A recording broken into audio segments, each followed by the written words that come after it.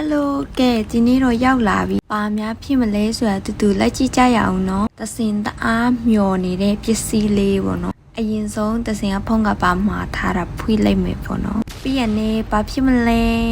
။ iPad ကပါလေးပါရှင်။ကြံသေးတယ်နော်မပြီးသေးဘူး။စင်ကအပန်း crazy ဆိုတော့အပန်းကိုပဲကြိုက်တယ်ပေါ့နော်။အရန်လှတယ်ကျမရရုပ်ကိုပဲကြည့်ကြိုက်လည်းမကြိုက်လားဆိုတာနော်ပြုံးဖြီးနေဒီဟာကကြတော့ကို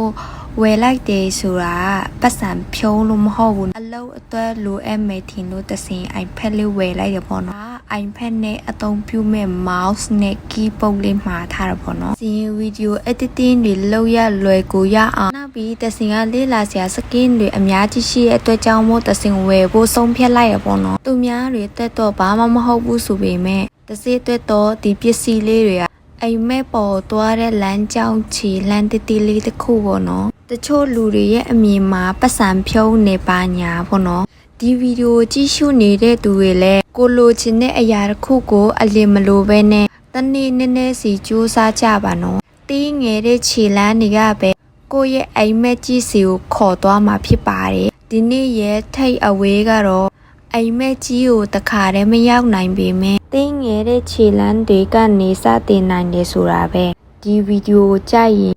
like လုပ်ပေးပြီး comment မှာကိုစတင်ချင်တဲ့အိမ်မက်တစ်ခုကိုပြောပေးပါနော်နောက်ထပ် vlog တွေလည်းမလို့အောင်တစင်းကို follower လေးလောက်တော့ပေးဖို့မေတ္တာရက်ခံချင်ပါတယ်ရှင်ဒီဗီဒီယိုကိုအဆုံးထိကြည့်ရှုပေးတဲ့သူတယောက်ချင်းစီတိုင်းကိုလည်းကျေးဇူးအများကြီးတင်ပါတယ်နော်အားလုံးပဲ bye bye